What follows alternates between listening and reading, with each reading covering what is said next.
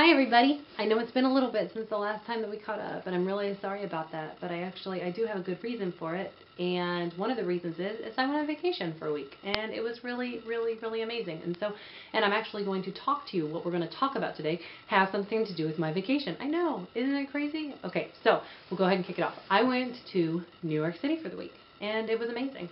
I've been to New York City before, but the last time I went, I was only able to stay for the weekend, and so of course, with that kind of huge mega city, there's just no way that you can get the things done that you want to get done in that amount of time. It's just impossible. There's just so much to see, so much to do, so many places to go. So I didn't really get to do a whole lot the last time I went. This time, on the other hand, I was able to do some really amazing things, and I'm super excited about it.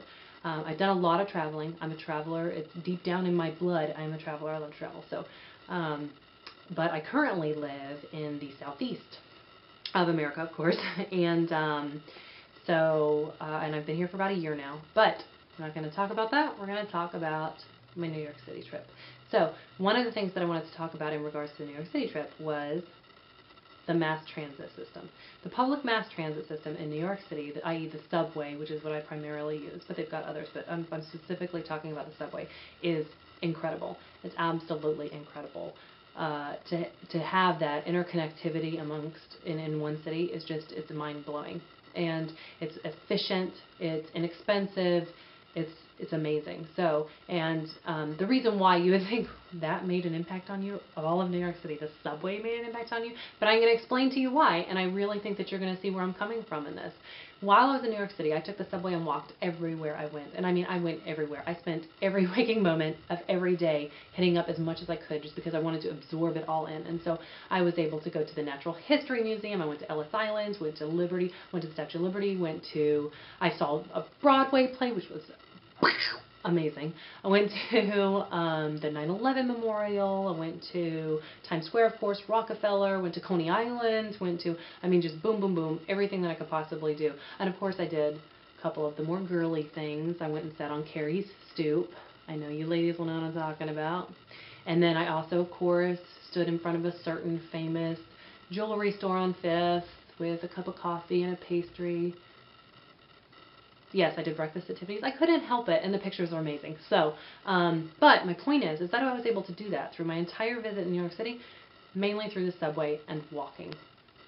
Whoa, amazing. Miles and miles and miles and miles of just hop on the subway and go.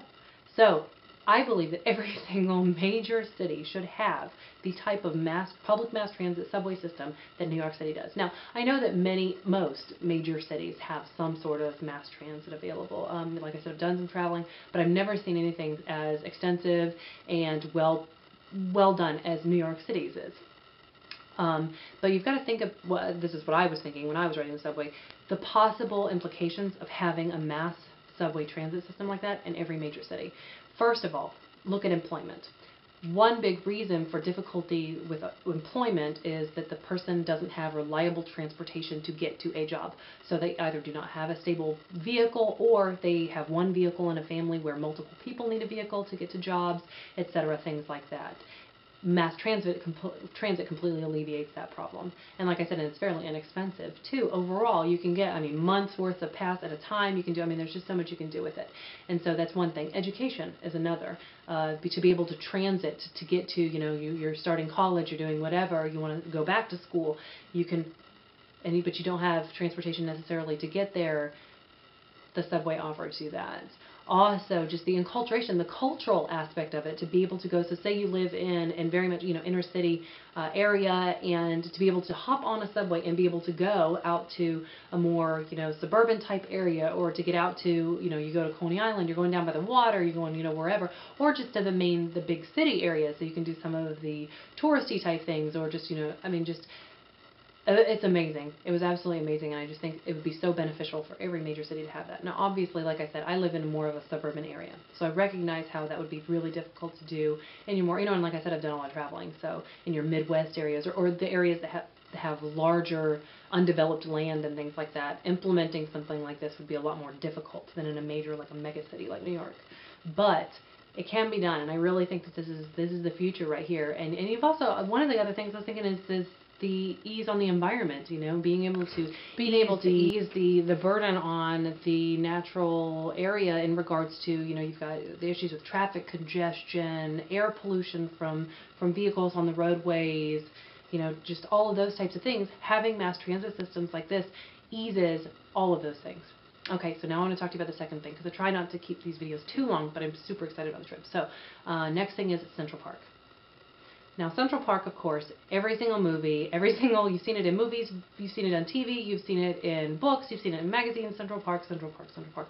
There's a reason for that. Central Park is amazing.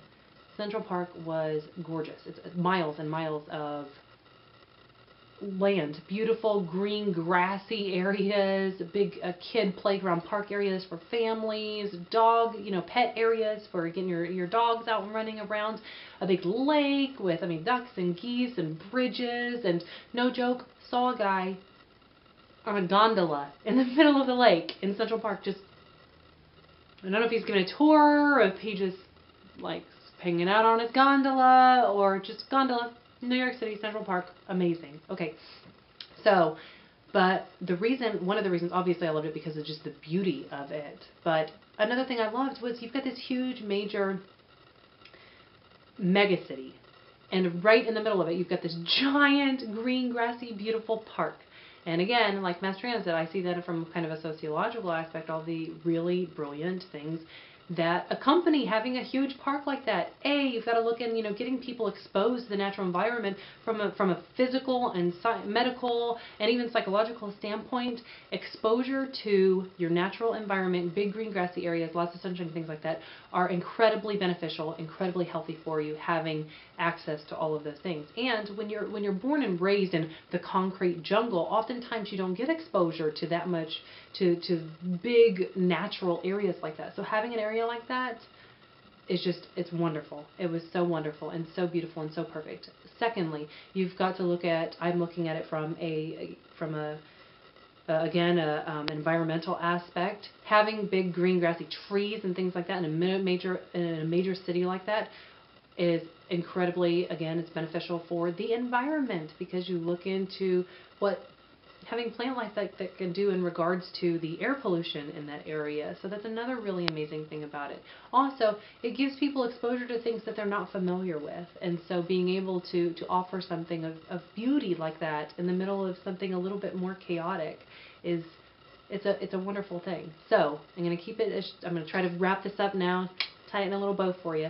Two things every major city needs are a mass transit system such as the subway system in New York City, and also a big, huge, green, beautiful grass rolling park area like Central Park. So the more we urbanize, or rather the more we industrialize, and the more we get these major, huge mega cities, we need to be able to stay down and close to our roots and have big green, grassy, beautiful areas like that, so people have that exposure and the health aspects and just all the things that come along with it, but also to have a transit system that can get people from place to place to place to place. We don't necessarily have that huge sense of community that we used to have, 100 years ago, things like that, where people lived in these communities. We don't necessarily have that right now. Our population is huge. The cities are booming. But to be able to have that connectivity in the face of all that, amazing. Totally amazing. So I hope you guys enjoyed. I'll get back with you soon. I've got like 50 other things that I want to talk about in the near future. So had some really good brainstorming while I was gone. Hope you enjoyed, and I'll talk to you again soon. See you later, guys.